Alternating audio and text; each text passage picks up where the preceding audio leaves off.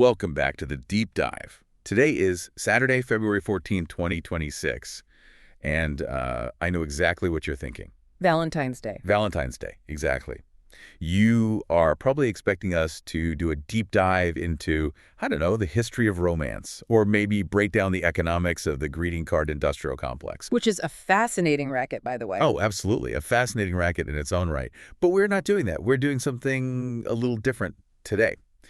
We're looking at, well, a different kind of heart, the heart of the Indian government, and how it is physically and metaphorically transplanting itself this very week. It is a fascinating coincidence of dates, isn't it? I mean, while much of the world is talking about love and connection, New Delhi is in the middle of what is, well, perhaps the most significant administrative divorce and remarriage in its recent history. That is a fantastic way to frame it. A divorce from the colonial past and a remarriage to a digital future. Something like that, yeah. Because right now, as we speak, the Prime Minister's office, the PMO, is literally packing up boxes. They're moving out of the iconic South Block. It's happening. It is. So our mission today is to unpack a whirlwind of a week that has been absolutely breathless for India. I mean, we're talking about a massive cabinet decision made just yesterday about the very seat of power. And that's just the start. Not even. We've got a brand new and frankly quite controversial census finally getting a date, a budget that's rewriting the tax code without actually changing the rates, and some very delicate geopolitical shuffling with both the U.S. and the EU. It really is a moment of hard reset, and I think that's the theme for today. If you look at the stack of sources we've pulled together, everything from the latest Press Information Bureau year-end reviews to the gritty ground reports on the Bharat Ban from the federal, and even the legislative texts themselves, you see this distinct pattern. A pattern of what, exactly? The India of 2011, or even the post-pandemic India of 2021, is being systematically overwritten. The operating system is being upgraded to India 2026. And like any big OS upgrade, some people are really excited about the new features, and others are absolutely terrified it's going to break their phone. That's a perfect analogy. So let's start with the most visual symbol of this change. The news that just broke yesterday, February 13th, 2026. The Union Cabinet held its final meeting in the South Block. This is momentous. I think we need to just pause for a second and appreciate the gravity of that location. For anyone who isn't, obsessed with New Delhi architecture, the North and South blocks are these imposing sandstone structures. They sit on Resina Hill. They loom over you. They loom. They were built by the British, by Lutyens and Baker, specifically to project imperial power. The entire design is meant to make you, the individual, feel small. And they've housed the Prime Minister's office and key ministries, home, defense, finance since independence. We're talking 16 prime ministers.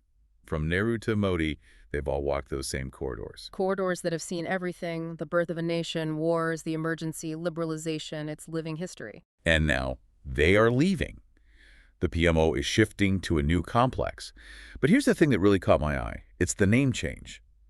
The new building isn't called South Block 2.0 or New Secretariat. No, nothing so mundane. It's being called Savatirth. Right, Savatirth. And the other buildings in the new Central Vista are being designated as Kartavya Bhavans. Okay, so Savatirth translates to what? Pilgrimage of service? Pilgrimage of service, exactly. And Kartavya is duty. The government's stated intent here, and this is according to the cabinet release we reviewed, is very, very specific. They want to signal a transition from a culture of power, which those colonial buildings represented, to a culture of service, or seva. Okay, I have to stop you there. That sounds great in a press release. It's excellent copy. Yeah. But does changing a building's name actually change the bureaucrat inside it? I mean, is this just service washing the same old red tape? That's the cynical view, and let's be honest, it's a valid question. Moving a file from a sandstone building to a glass and steel building doesn't necessarily make the file move any faster. No, it doesn't. But there is a functional argument here that goes beyond just, branding or optics. It's about what you could call the architecture of bureaucracy. The architecture of bureaucracy. Unpack that for me. The old North and South blocks were built in an era of silos. Think about it. Thick walls, long, imposing corridors, isolated rooms. They were physically designed to keep departments separate from each other. To keep secrets. And to slow things down, intentionally or not. The new Savatirth and the broader Central Vista project, they're designed with open plan concepts, digital-first workflows, and collaborative spaces in mind. So you're saying the architecture itself, the physical layout of the old buildings, was actually a bottleneck for the government? In many ways, yes, physical proximity matters. In the old setup, if the finance ministry needed to have an urgent consultation with the home ministry, you practically had to send a messenger on a bicycle across a massive campus.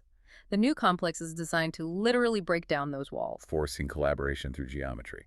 Exactly. Whether it works or not is a whole different story, but the stated intent is to increase the productivity and efficiency of every single karmayogi working there. Karmayogi. That's another one of those terms that keeps popping up in all these government documents we've been reading.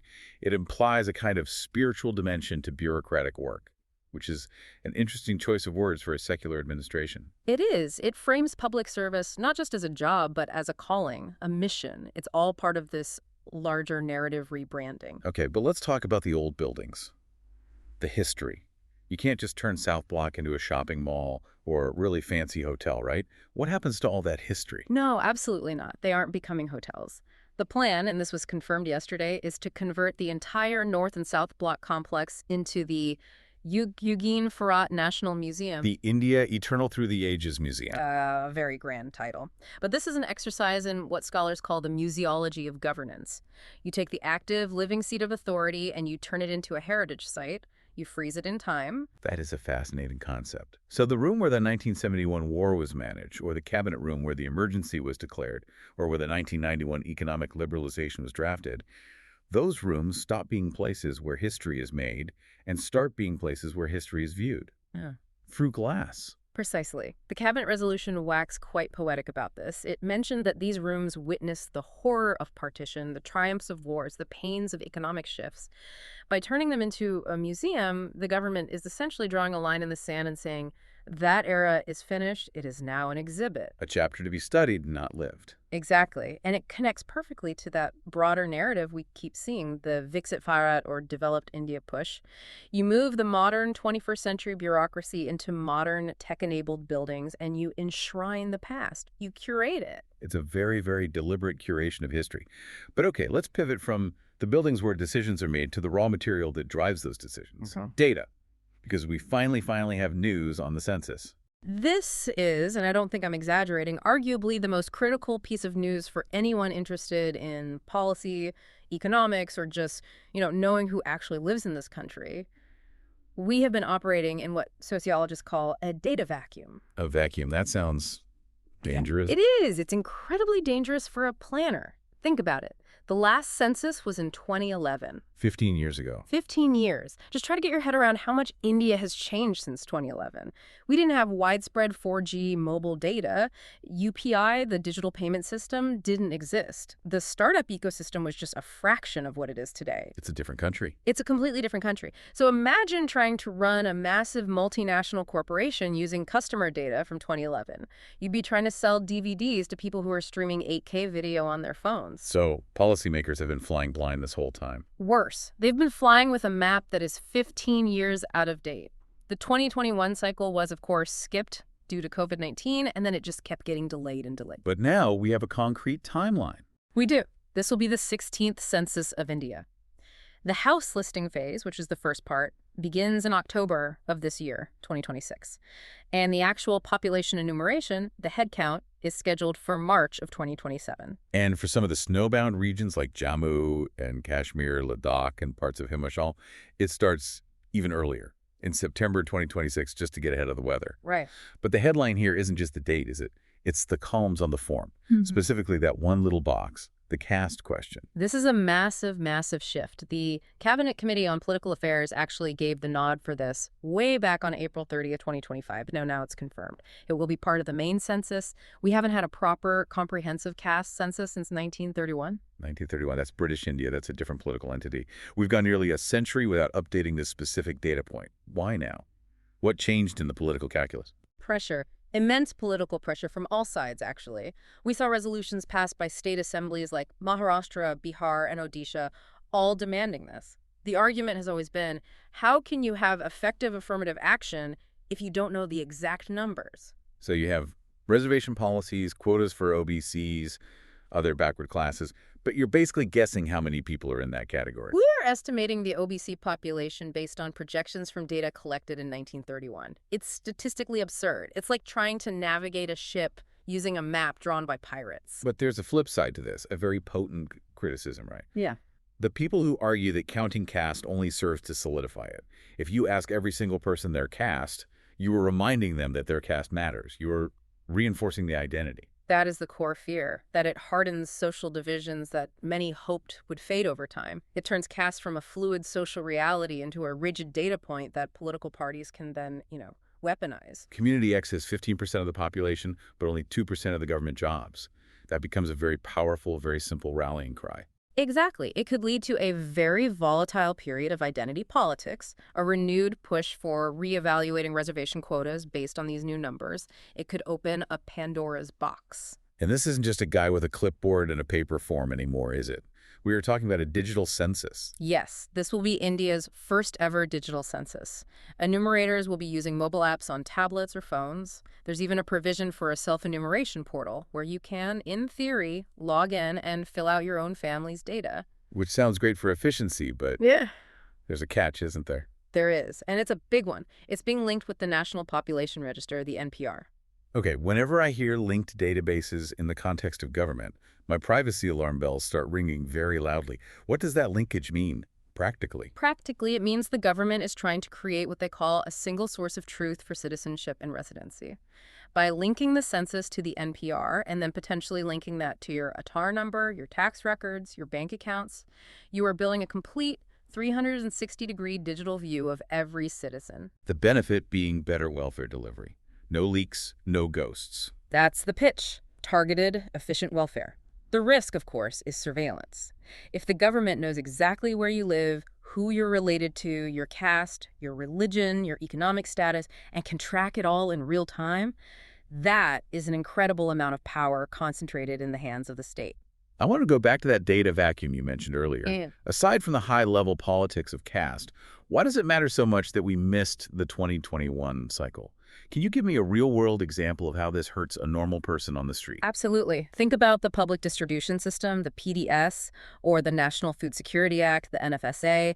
These are the schemes that provide subsidized grain, rice, and wheat to the poorest of the poor. The ration card system. Exactly, the ration card system. Yeah. The central government determines how much grain to allocate to a state based on its population figures from the last census.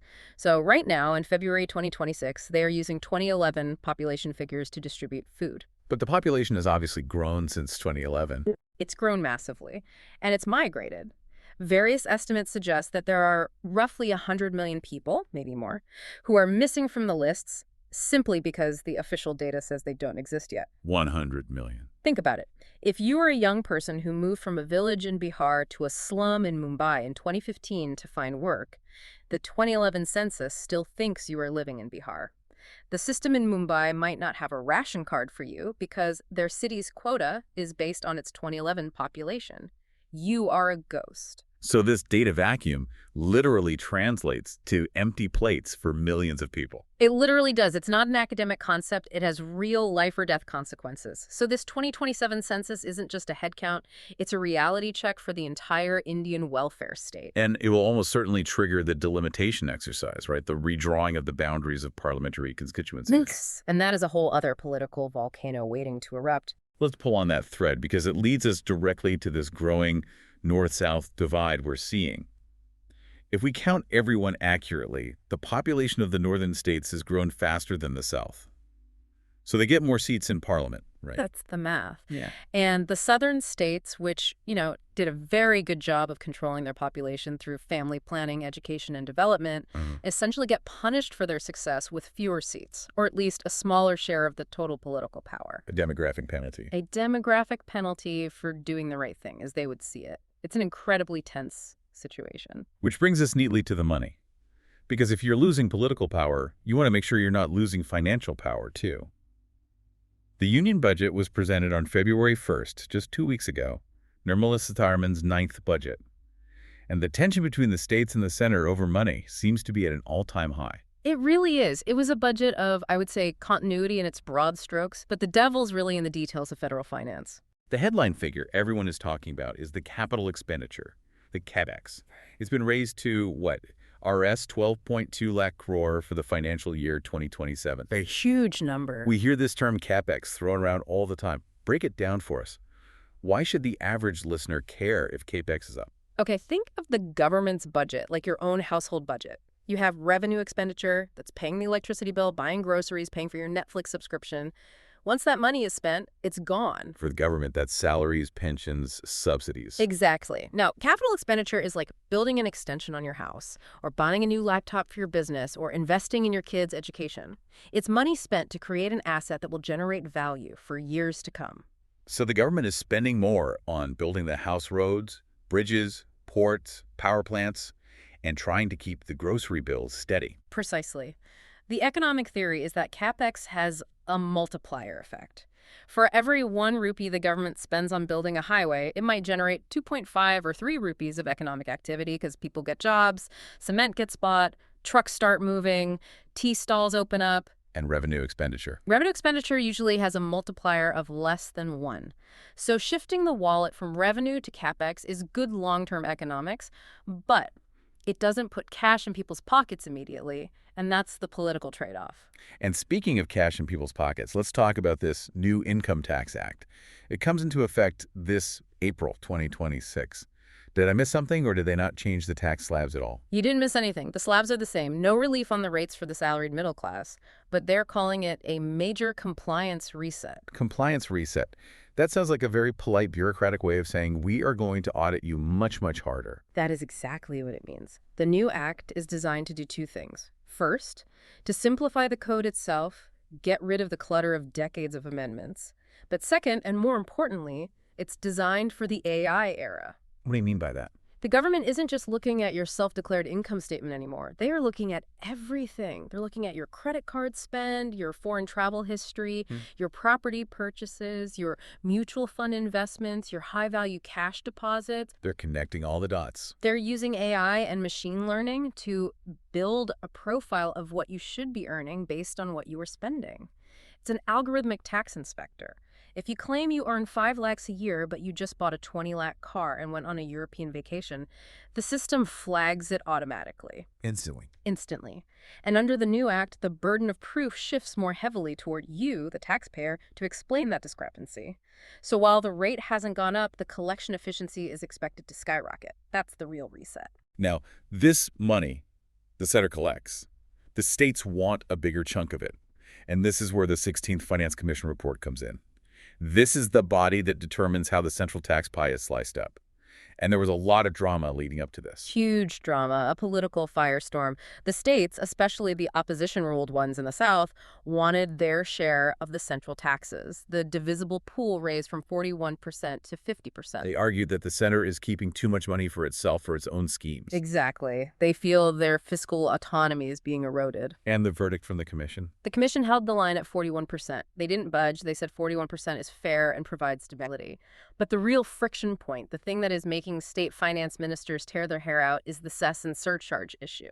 Okay, unpack this for us. We see these on our bills all the time. A health and education cess or a road and infrastructure cess? How does that affect the states? Okay, imagine you and I agree to split a lunch bill. You pay, and I promise to reimburse you 41% of the total. But then, when the bill comes, I add a service charge, a tip, and a booking fee to it. And I declare that our agreement to share only applies to the cost of the food. The fees, I keep 100% of. That feels like cheating. That is exactly what the states say. The Constitution says the center must share taxes with states. But cesses and surcharges are technically classified as special fees for a specific purpose, not general taxes. So the center keeps 100% of that revenue. And they're using this loophole more and more. Dramatically so. Over the last decade, the center has been shrinking the tax part of your bill and increasing the cess part. The states feel they are being robbed of their fair share, and the Finance Commission basically sided with the center, saying these are necessary for national exigencies. But there was one big change. A new metric was introduced for how that 41% is distributed among the states themselves, right? Something about GDP. Yes, and this is where that Viksit Bharat philosophy we talked about really shows its teeth. They introduced states' contribution to GDP as a new criterion for horizontal devolution. Okay, so horizontal devolution. That's how the states share the money amongst themselves, correct? Like, does Uttar Pradesh get more or does Tamil Nadu get more? Correct. Vertical devolution is center to state. Horizontal is state to state. For decades, the formula for this has favored equity. That means if a state was poor, had a large population, and a low tax base, it got more money to help it catch up. Which is why states like Bihar and UP got the lion's share. Exactly. It was a redistributive model. But this new GDP contribution metric shifts the focus towards efficiency. So if your state's economy is a powerhouse and makes more money for the country, you get more money back from the central pool. In theory, yes. It's a weight in the formula that rewards the states that are performing well economically, the engines of national growth. This is a huge benefit to the industrialized southern and western states like Tamil Nadu, Karnataka, Maharashtra, and Gujarat. Who've been complaining for years about this. For years, they've been saying, for every 1 rupee we send to Delhi in taxes, we only get 30 pays back, while a state like UP gets 2 rupees back for every rupee it contributes. This new metric is a direct response to that grievance. It's a sop to them. But doesn't that risk widening the gap? If the rich industrialized states get more money, they get richer and invest more. If the poorer, more populous states get less, they fall further behind. That is the fundamental risk. It's a philosophical shift of seismic proportions. It's moving from a broadly socialist model of to each according to their need to a more corporate, performance-based model of to each according to their performance. It essentially tells the poorer states, you need to fix your governance and grow your own economy if you want a bigger slice of the pie. We will not just subsidize your underperformance forever. It is a brutal message to send to the heartland. Perform or perish.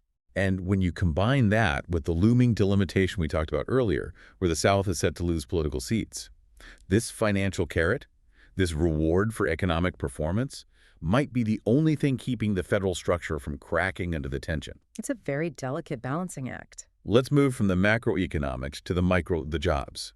Because 2025 was apparently a marathon year for legislation. The PIB year-end review says 39 bills were passed in Parliament. It was a bill blizzard, a legislative blitz, and some of these aren't minor tweaks. They are deep structural overhauls that fundamentally change the relationship between a worker and their employer in India. And the biggest one, without a doubt, is the VBG Ramji Act. Quite the mouthful. The Viksit Bharat Guarantee for Rozgar and Ajivika Mission Gramin Act.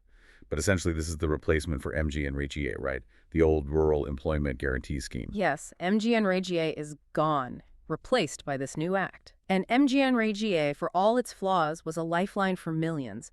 It guaranteed 100 days of unskilled manual labor to any rural household that demanded it. A crucial safety net, especially during droughts or economic downturns. So why replace it? What's the government's argument? The government's long-standing critique of MGNREGA was that it was about digging ditches and filling them up again, meaning it provided work, but it didn't create lasting productive assets. VBG Ramji is pitched as an upgrade, an MGNREGA 2.0. How so? The focus is explicitly on skilling and asset creation. So instead of just manual labor, the new scheme tries to push rural workers into semi-skilled roles, things like masonry, plumbing, data entry, all tied to building better local infrastructure like check dams or community halls. On paper, that sounds good, moving people up the value chain. But if I'm a desperate agricultural laborer in a drought year, I don't need a skilling certificate. I need cash for work right now. Does the new act still guarantee that? And that is the heart of the controversy. Critics and unions argue the eligibility criteria for the new scheme are much stricter. It requires digital attendance, Aadhaar seeding of bank accounts, and potentially some form of skilling certification to access the higher-paying work. So more hoops to jump through. Many more hoops. And if you fall through those digital cracks, if your biometrics don't work, if your bank account isn't linked, you might not get work. MGNREGA was a powerful safety net precisely because it was so simple. VBG Ramji is more complex, more conditional. And it's not just the rural sector that's in an uproar. The industrial sector is up in arms about the new labor codes. Yes. After years of delays, the 4 labor codes on wages, Social Security, industrial relations, and occupational safety have finally been implemented nationwide.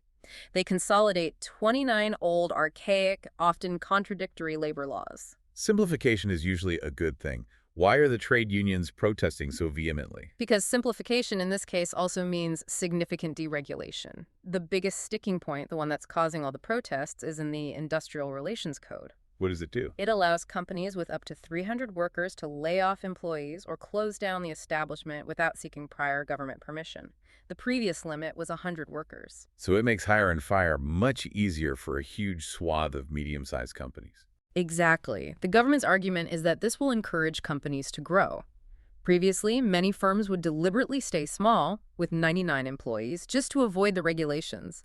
Now they can expand and hire more people without that fear. It's a pro-business, ease-of-doing business move. But the unions see it as a direct attack on job security. A mortal blow. They also fear the new rules regarding fixed-term employment, which allows companies to hire contract workers for specific periods without offering them the benefits or security of permanent employment. The fear is that a whole generation of workers will become gig workers with no safety net. This brings us to the Farhat Band, the nationwide strike that happened just 2 days ago, on February 12, 2026. We have a report here from the federal that gives a statewide breakdown. And it seems like the impact was a bit of a mixed bag. Mixed bag is the perfect description. In a state like Kerala, it was a near total shutdown. The state government actually declared DIE's Meaning no work, no pay. no work, no pay.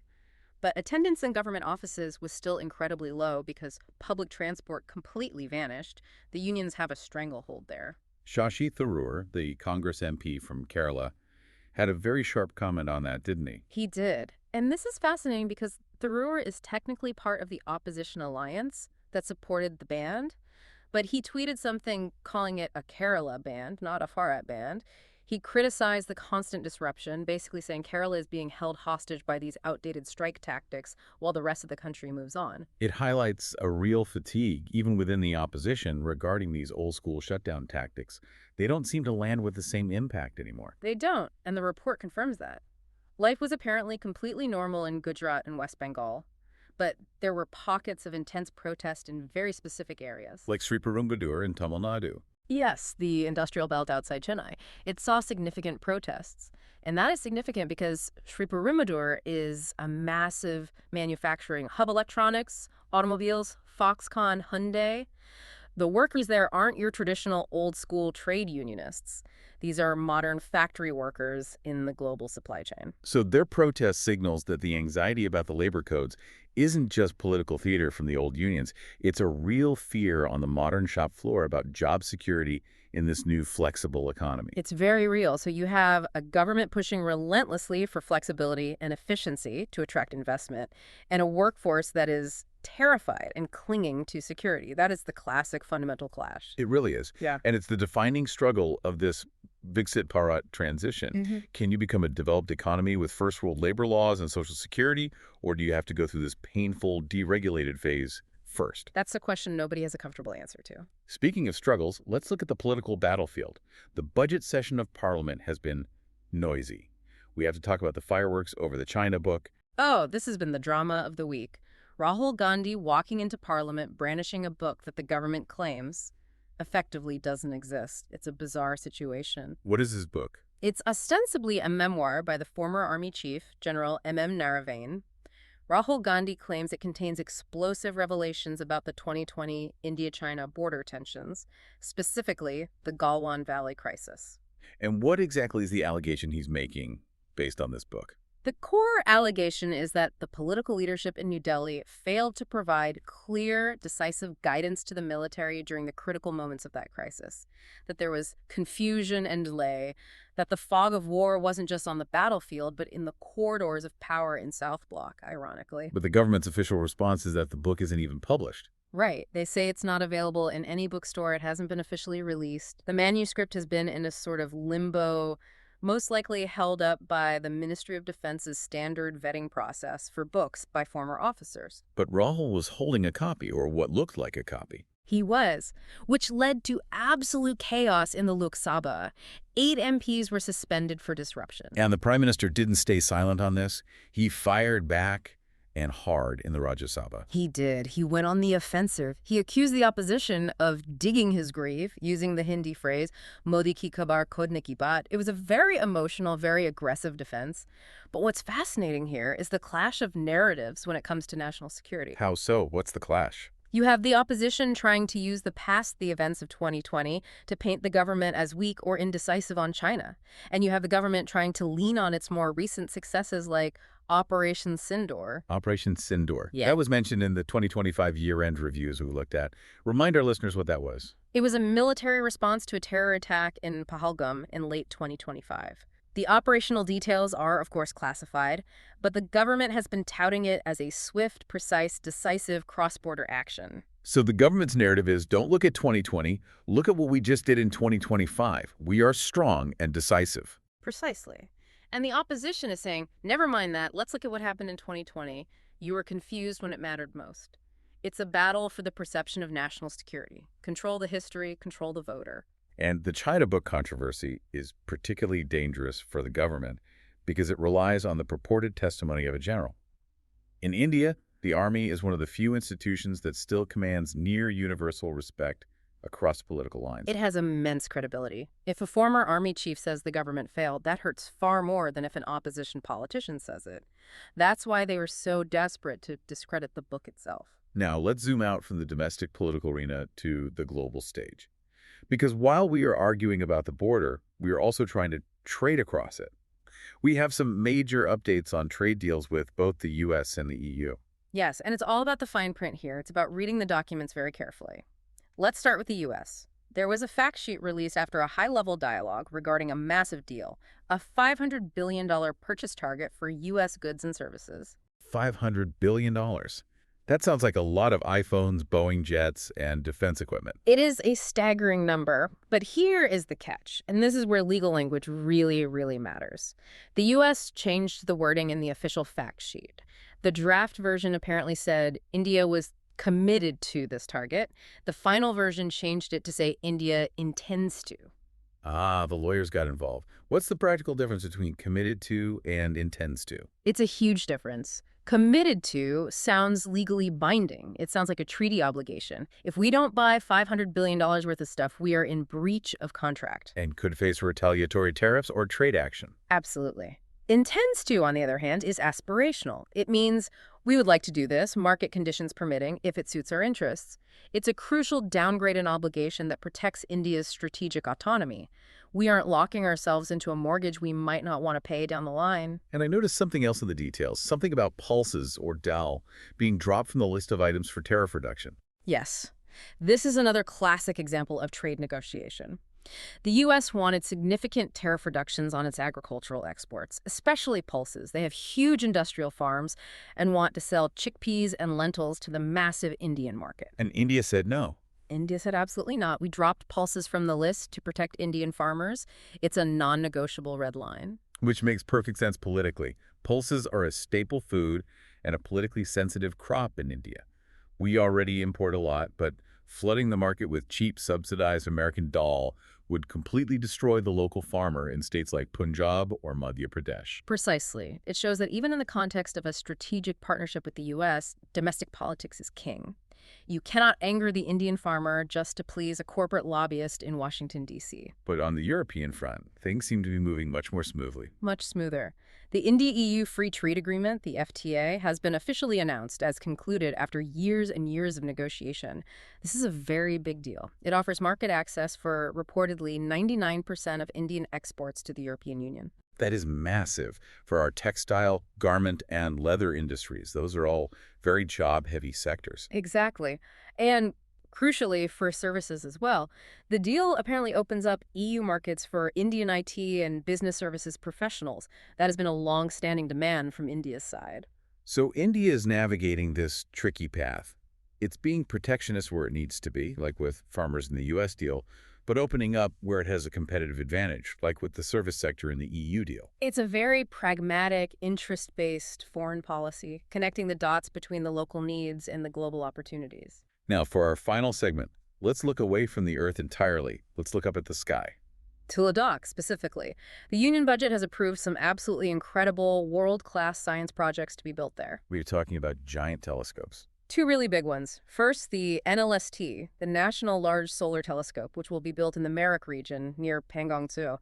Its entire job is to just stare at the sun with unprecedented detail. And the other one is the NLOT, the National Large Optical Near-Infrared Telescope at Handel. Yes. And Hanley is already famous in the astronomy community as India's official dark sky reserve. It is. It's one of the best places on the planet for astronomy. It's at a very high altitude. It's incredibly dry, so there's very little atmospheric distortion, and there's almost zero light pollution. It's pristine. And the NLOT is designed to use that pristine sky to look into deep space, at the origins of the universe, at the formation of the first stars and galaxies. It's poetic, isn't it? We started this deep dive talking about Sevatirth and administrative reforms, very earthly, gritty, bureaucratic stuff. And we end with a project that's looking at the literal stars. It fits the Viksit Bharat theme perfectly, though. Think about it. We talked about the digital census, the project to digitize the entire population. We talked about the new Income Tax Act, digitizing the economy. And now we have the Network Readiness Index for 2025, where India just moved up to rank 45 globally. And we are, get this, #1 in the world in the number of AI scientific publications. Wait, #1 in AI publications, ahead of China and the US. That's impressive. It is, and it connects right back to that digital infrastructure story. We're building this unique digital public infrastructure model for the World UPI, Aadhaar, ONDC, and now we are building the scientific hardware in the Himalayas to match that software ambition. We're trying to become a superpower, not just in population or military might, but in knowledge. From the grassroots digital ID to the galactic telescope. So to wrap this all up, we are standing in a single week of massive, almost bewildering transition. February 2026. The Prime Minister has a new office. The country is about to get a new digital headcount, complete with a caste column.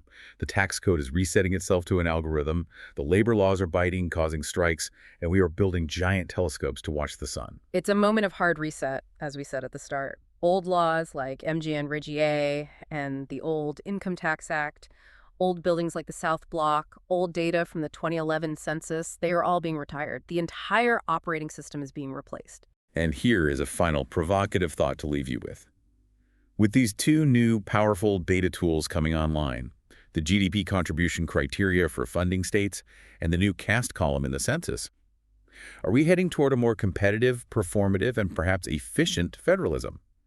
Or are these data points just going to deepen the divide, creating an official data-backed chasm between the developing and developed parts of India? That is the multi-billion rupee question, isn't it? Data clarifies, but data also divides. We are about to find out in real time which one wins out. Indeed. Look at that Sevatirth transition, not just as a renaming of a building, but as a signal of intent. The operating system of India is being upgraded. And whether you like the new features or not, the update is installing. Thanks for listening to The Deep Dive. Thank you. See you next time.